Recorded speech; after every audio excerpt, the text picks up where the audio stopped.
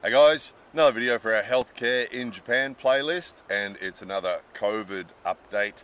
People are always asking us what's happening in Japan. We don't want to talk about it all the time, but now and again we will give you an update of the latest. There's been a bit happening, so it's probably a good time for an update as well. So just some numbers first. 127 million people live in Japan. There's been 31,975 confirmed cases. 23,256 were discharged, so they were sent home. 7,063 cases are active, so people that are still ill showing symptoms. And there's been just over 1,000 deaths, past the 1,000 mark this week. So again, you know, one death is a tragedy, isn't it? So 1,000 deaths is a terrible tragedy, isn't it? Very, very sad. But to keep it in perspective, compared with some countries, Japan is doing reasonably well, isn't it?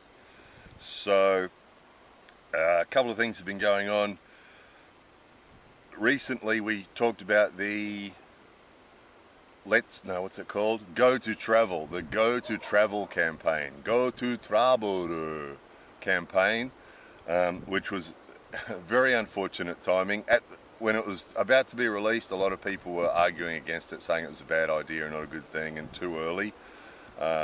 It was released, it started on the 22nd of July, and on the 24th of July, or around the 24th of July, Tokyo had their highest number of cases, new cases, since the beginning. So they had about 300 new cases in one day. They'd been averaging around 200 and then went up to 300.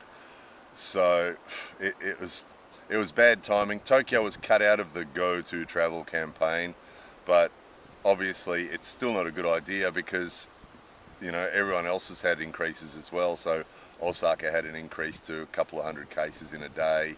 Aichi-ken, where we live here, had 100 cases in a day, so, or almost 100.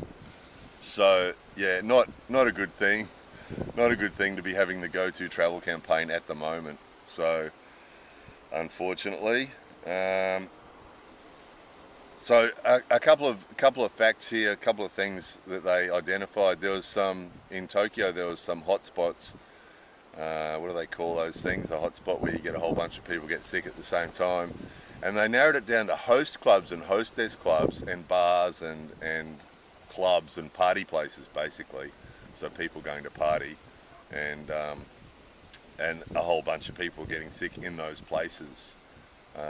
They also had a little cinema, where a whole heap of people had gone to see a movie, and everybody, or lots of people in that cinema, caught it as well.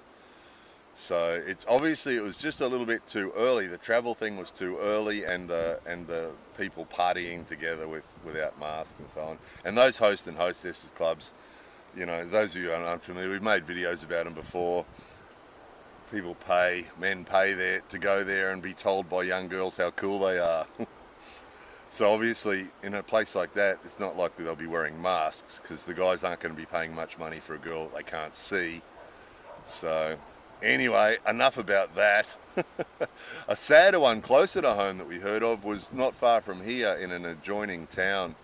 There was a high school girl and her boyfriend went by bus to Tokyo Disney, which was not the smartest thing to do. But again, because of that Go to Travel campaign, it gives the impression that it's safe to do so, you know, that it's safe to go places. And even though Tokyo was excluded, people going from Tokyo or to Tokyo was excluded from that campaign, it still gives the impression that traveling around Japan is safe at the moment, doesn't it? So yeah, the girl and her boyfriend went to Tokyo Disney by bus and came back with COVID. So not a real smart thing to do, and a bad result. So anyway, there's all that. Just checking the list here, because there's a whole heap of things here that are, oh yeah, just a couple of observations. So despite that, there are some cases of people that are just partying on regardless and not wearing masks and so on. So there are some examples of that where there's been hotspots. But generally, it's interesting. Of course, we see the same news you guys do. So we're seeing all the examples of people in some countries resisting wearing masks and refusing to wear masks and resisting it up a storm. However, here it's for most people in Japan, it seems to be the opposite. That you can't, you know, in some countries you can't seem to get people to wear masks, or some people, you can't seem to get some people to wear masks. In Japan, you can't seem to get them to take them off.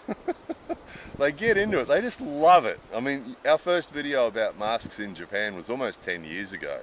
So, you know, it's been a part of Japanese culture for a long time, Japanese life, not Japanese culture, Japanese life for a long time, people wearing masks. And as we explained almost 10 years ago, you know, some of it's because they don't want to catch flu or colds, or sometimes it's because they have allergies, or sometimes they have a cold and they don't want to give it to other people. That's all true. However, there's a lot of people that just use it as a social crutch. And we know that's a fact because we know people like that. You know, we've got friends and family members that are like that. They just hide behind their mask. You know, the men that are called shy boys, and, you know, shy girls and teenagers, and lots of people. We know adults, we know people of all ages, basically, who love the anonymity, you know, living in a society like this with lots of people. Not right here, of course.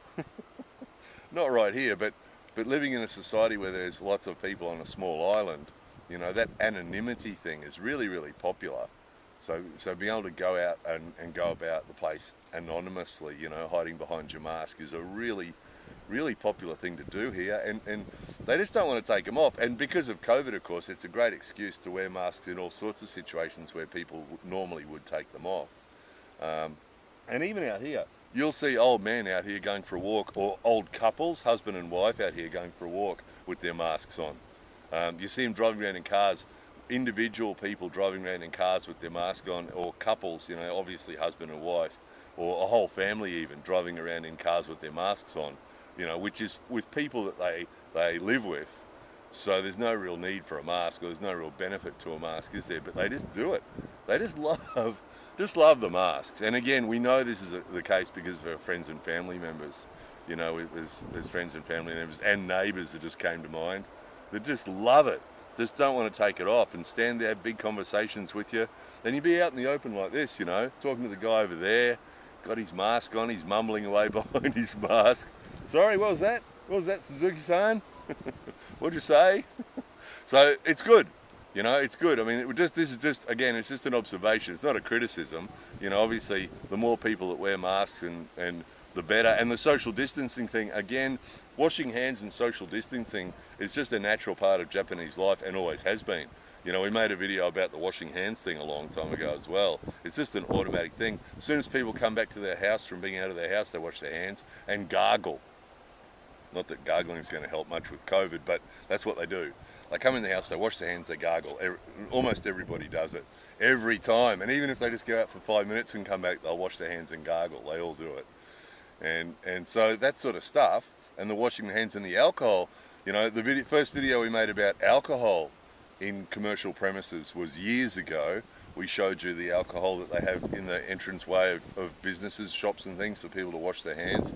And again, that was often because of the influenza or because of common colds and things like that. But all that stuff is just so natural to Japanese people that it's just no big deal at all, which is great, isn't it? You know, and the social distancing thing, you know, touching each other's not a thing in Japan, so not touching each other isn't a hard thing to achieve here, you know. So it's funny, wasn't it?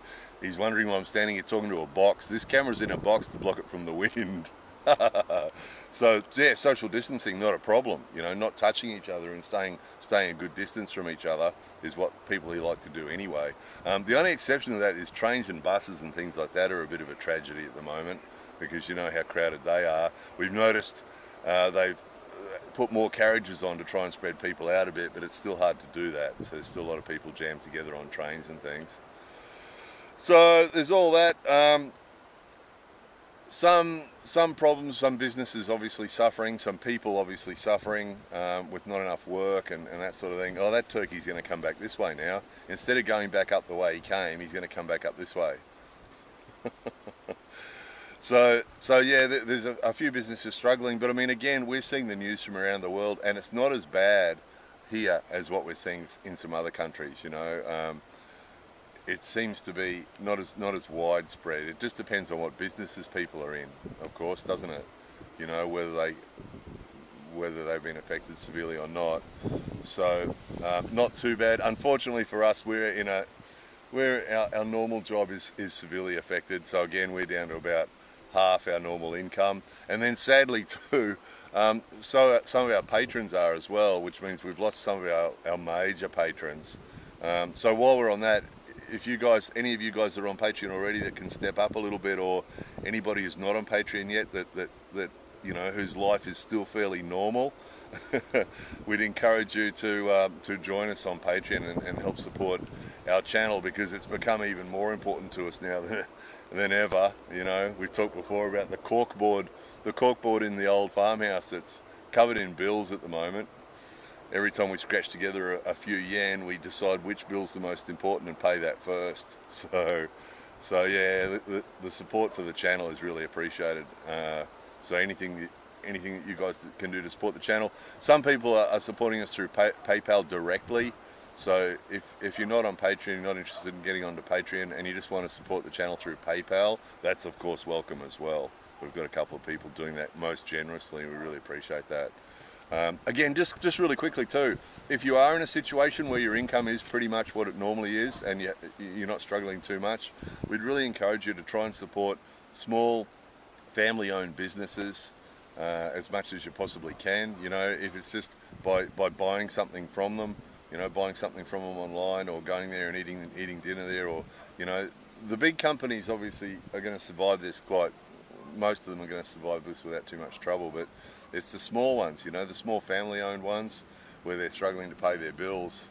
You know, anything we can do to buy dinner there, or, you know, we try to go at least once a week to somewhere around here that's a sort of a small izakaya or some place where, you know, you're directly helping the people and having a dinner. You know, we get to have a dinner and we get to support them as well. So we'd encourage anybody who can do that at the moment, whose life is sort of normal, or income is sort of normal, that can do that to support people who are struggling. That'd be really good. Hope you can see that moon. I'm not quite sure what you can see there.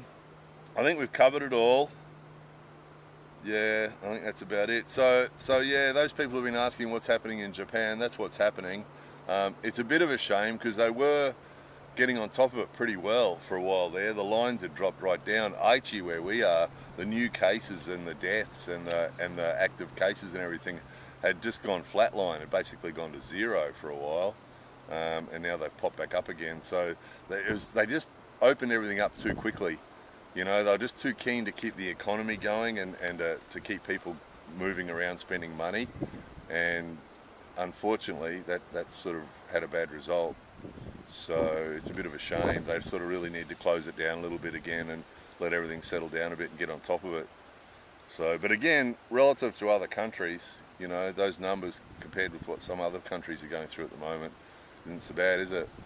So I actually wanted to do this video with the sunset at the back, but the wind is coming from the same direction as the sun, which is why you guys are in a box, because the wind's coming from that way.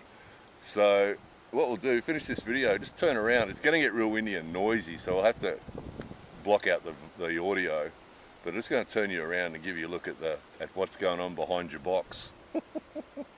Alright, so again, those of you who are supporting us on Patreon, the 200 people on Patreon, thank you so much. I just cannot thank you enough. Without you guys, we'd be in deep trouble. Without you guys, we wouldn't be making videos. We'd be at a part-time job somewhere. For the time we spend on YouTube, we'd have a part-time job in a convenience store or something to try and pay those bills that are on the corkboard. So again, thank you guys very much. So I'm going to turn you around now. More videos coming soon.